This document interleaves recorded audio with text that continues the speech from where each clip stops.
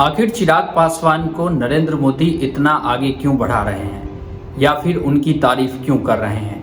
ये सवाल बिहार के ज्यादातर लोगों के बीच में है। दरअसल बीजेपी के पास बिहार में नेतृत्व की काफी कमी है। खास तौर पे अगर हम बिहार की बात करें, उसके पास कोई युवा नेता ऐसा चिराग पासवान जैसा नहीं है जो कि उसके एक अपील पर कम से कम लाखों 2 लाख की भीड़ जुट जाए।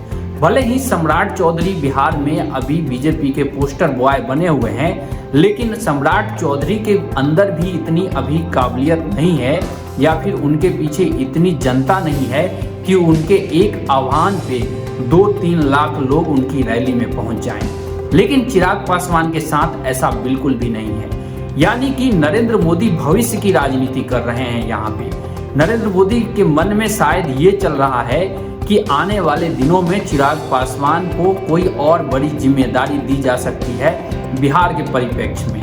हालांकि अभी ये कहना बेहद जल्दबाजी होगी, क्योंकि अभी 2024 के लोकसभा चुनाव के नतीजे चिराग पासवान का भविष्य तय करेंगे कि उनको बीजेपी आने वाले दिनों में कितना भाव देगी।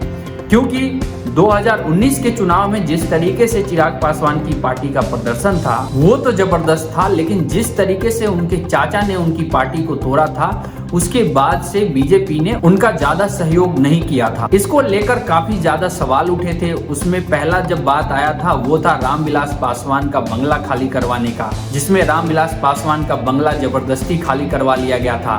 तब सोशल मीडिया में काफी ज्यादा इस पे चर्चा हुई थी कि क्या बीजेपी चिराग पासवान को डंप करना चाहती है, यानी उनको छोड़ना चाहती है।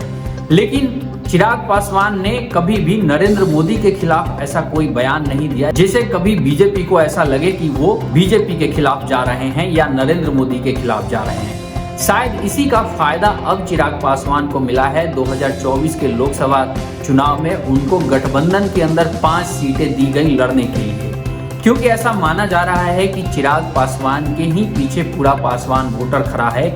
यानी कि लगभग 6.5% आबादी जो पासवानों की है बिहार में, वो पूरी तरीके से चिराग पासवान के ही साथ खड़ी है।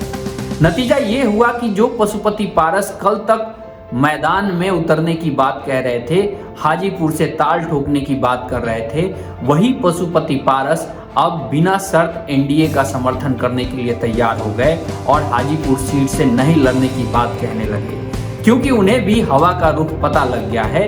उन्हें भी ये पता लग गया है कि नरेंद्र मोदी चिराग पासवान को उनसे ज्यादा तवज्जो दे रहे हैं। रही बात चिराग पासवान की और नीतीश कुमार की अदावत की, तो वो भी अब कम होती हुई दिखाई दे रही है, क्योंकि चिराग पासवान ने समस्तीपुर से जो कैंडिडेट उतारा है वो नीतीश कुमार के सबसे करीबी मंत्रियों में से अशोक चौधरी हैं, उनकी पुत्री शांभवी चौधरी को उतारा है। यानी कि यहाँ पे चिराग पासवान और नीतीश कुमार के बीच में भी अब जो बर्फ थी वो पिघलती हुई नजर आ रही है, जो दूरियां थी वो अब कम होती नजर आ रही है। यानी एनडीए गठबंधन में जो भी पेंच ढीले नजर आ रहे थे, शायद उसको नरेंद्र मोदी अपने तरीके से फिट करते हुए दिख रहे हैं और उसमें कामयाब होते हुए भी दिख रहे हैं। फिलहाल इस वीडियो में इतना ही। मिलेंगे किसी और वीडियो में, बने रहिएगा द बिहार मीडिया के साथ।